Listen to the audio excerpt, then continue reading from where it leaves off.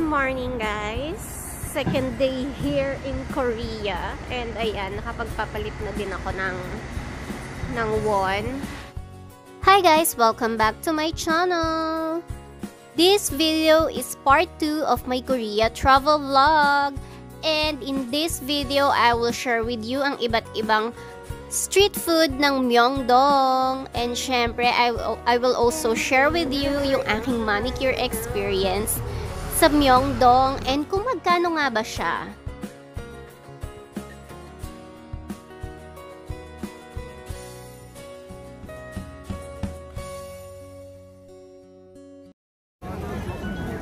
And kung bago ka pa lang sa channel ko, please like, comment, and subscribe and click on the notification bell para lagi kayong updated sa mga bagong videos.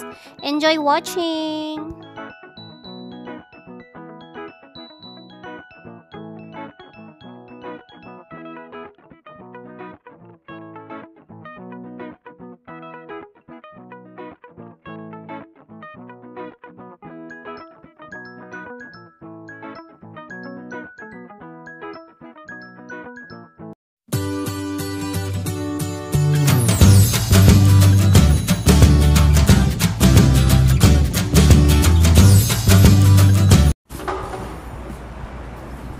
Morning guys, second day here in Korea. And ayan, nakapagpapalit na din ako ng won.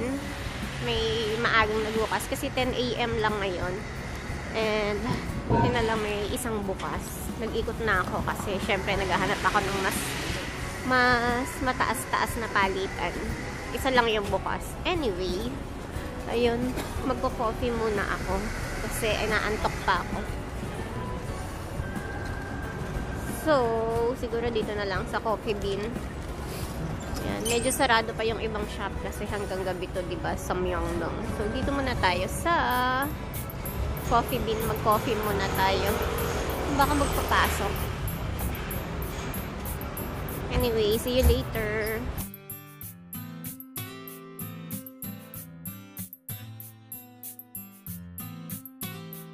And yeah, kung gusto mo ma-experience ang pagpapaganda dito sa Korea or sa Myeongdong, ito yung shop na pinuntahan ko. Halos katapatan lang siya ng coffee bean. And meron silang manicure, ayan, gel polish, and meron din silang eyelash extension, meron din silang hair extension, and nagwa-wax din sila, and naggugupit and color ng hair. Ayan, basta marami silang service na ino-offer.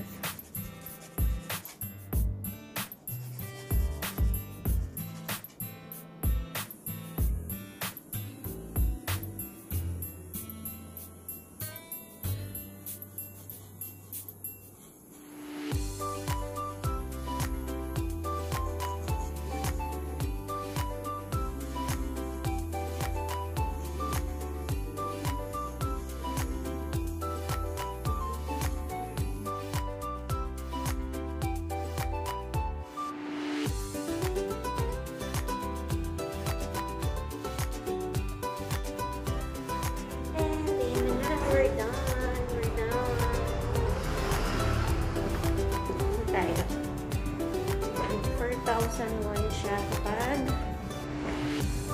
isang color lang. Tapos nagpadagdag kasi ako kaya another 5,000 won. Medyo nalilito ako kasi dami nilang numbers. Ito siya. Pro Total Beauty. Pro Total. Malapit siya dito sa coffee bean. Ayan, katapat lang siya ng coffee bean. Halos katapat. Ayan. Cute siya. Lunch time, early lunch ko yan kasi nag-crave ako ng burger talaga. And buti na lang may McDonald's doon sa mismong Myeongdong. Ayan, and ayan yung view niya from the McDonald's.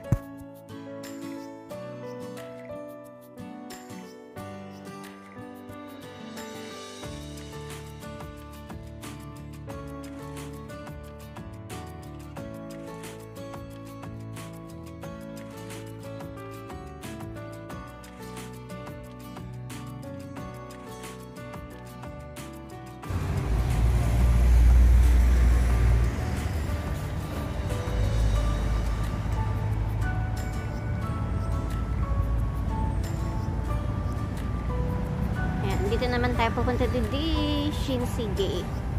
I don't know kung tama yung pronunciation ko, pero Shinsegae, ayan, nakasulat siya.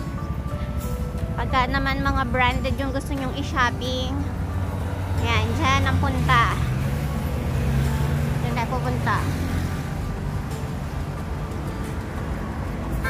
Tawid muna tayo kasi medyo malawak to. Diba?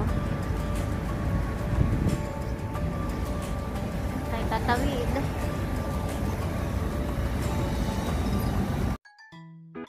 And yeah, kung mga branded naman ang hanap mo, like Chanel, YSL, and Louis Vuitton, everything, dyan mo siya makikita siya sa Shinsegae.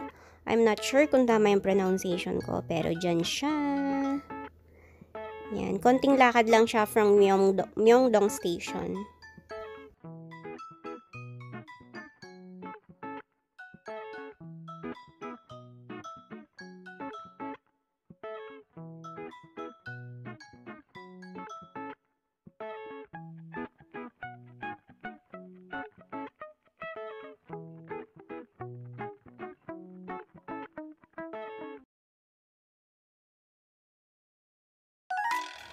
And yeah, after Shinsegae, punta naman tayo ngayon sa mga street foods ng Myeongdong.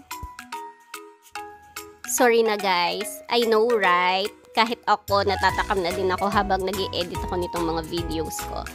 Kaya naman, idadamay ko na kayo. Enjoy watching!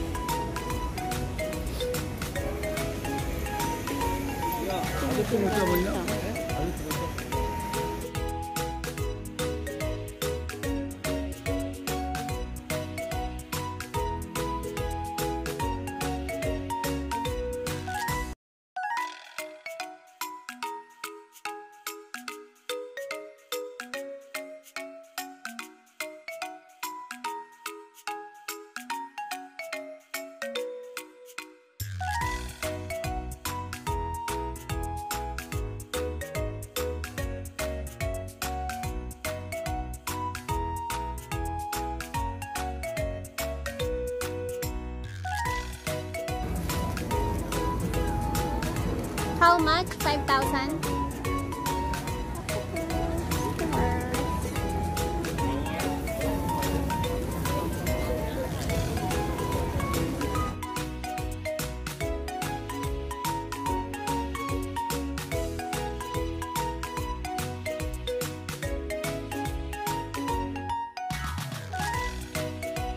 Yum yum, kain tayo.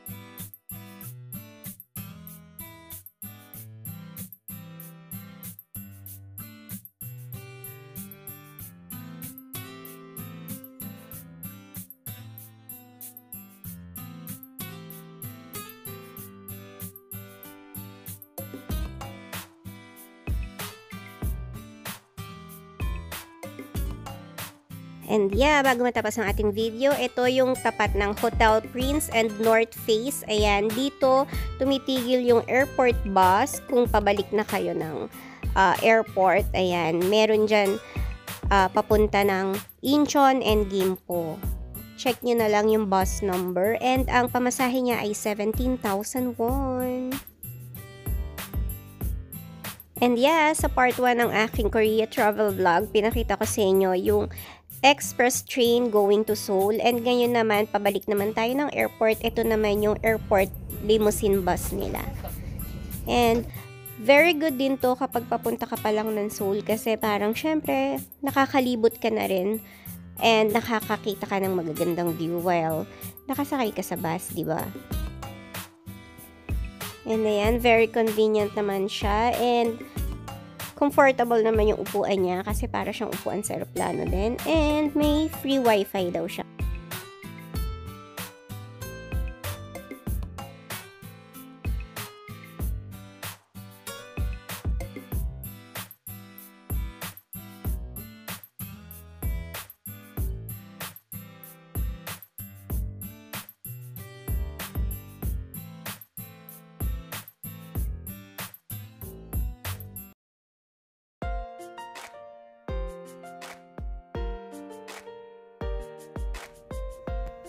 And that's it for our Korea travel vlog. Please share, like, comment, and subscribe. Thank you, thank you. Saranghae!